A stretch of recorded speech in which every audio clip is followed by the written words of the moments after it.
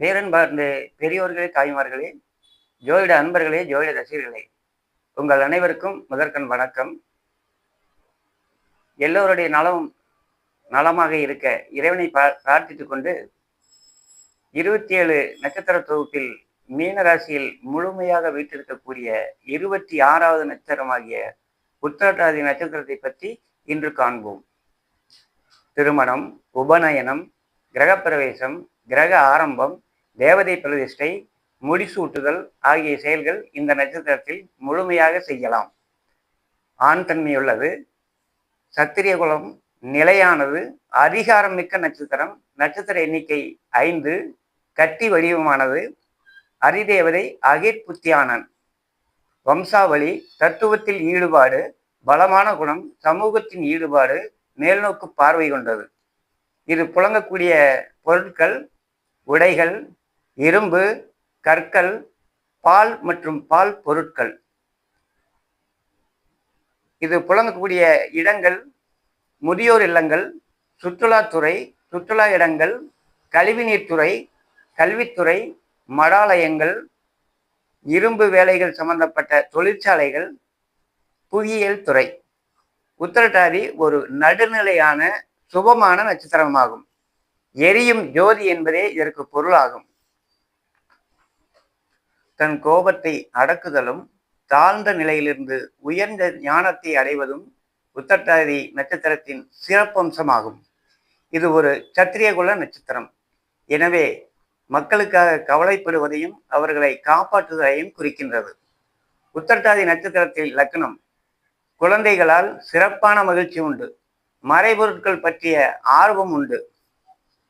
பணிவானவர், சிறந்த பேச்சாளர், செல்வத்தின் மீது பேராசை உண்டு.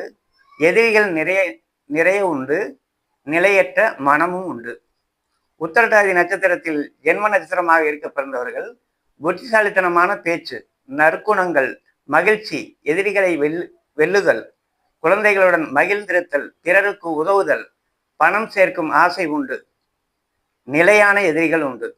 இதனுடைய காரகத்துவம் அப்படின்னு எடுத்துக்கிட்டோம்னாக்குங்க, தர்மம், வலி, தியாகம், செல்வந்தர், துறவிகள், மடாலயங்கள் மற்றும் உயர்குடியினர். இந்த நட்சத்திரத்தின் 4 பாதங்களுமே எவ்வித தோஷமும் இல்லாது, இதற்கு பரிகாரமும் தேவையில்லை. குறியீடு இரட்டை கல்லறை வண்டியின் பின் 2 கால்கள். தேவதை அகிர்புத்தியானன், அதாவது ஆழமான தண்ணீரில் உள்ள பாம்பு. நட்சத்திரம் பீகாசஸ், நல்ல பேச்சுத்திறன், புத்திசாலித்தனம் மற்றும் பொறுப்பான தன்மை. போராளி, பேச்சுத்திறன், எழுத்தாற்றல் ஆகியவை இவர்களோடு கூட பிறந்ததாகும்.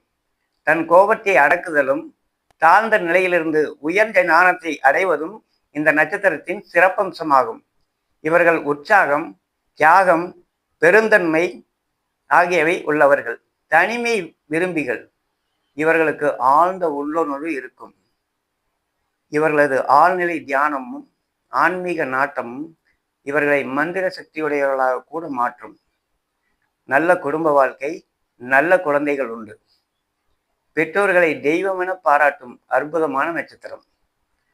பாலூட்டும் அன்னை அவள் நடமாடும் தெய்வம், அறிவூட்டும் தந்தை நல் வழிகாட்டும் தலைவன், துணையாக கொண்டு நீ நடைபோடு என்று உருவாகும் நல்ல எதிர்காலம் உண்டு. உருவாகும் நல்ல எதிர்காலம் உண்டு. நல்ல பேரை வாங்க வேண்டும் பிள்ளைகளே என்ற பாடல் இருக்கிறாங்க. அருமையான நல்ல வாழ்க்கையை அனுபவிப்பார்கள். அடுத்த பெரும் செல்வந்தர் ரேவதி நட்சத்திரத்தில் சந்திப்போம். அதுவரையில் நன்றி கூடி விடைபெற்றுக் கொள்வது உங்கள் ஜோதிடன் காஞ்சி கோயில் சுந்தரமூர்த்தி. நன்றி, வணக்கம்.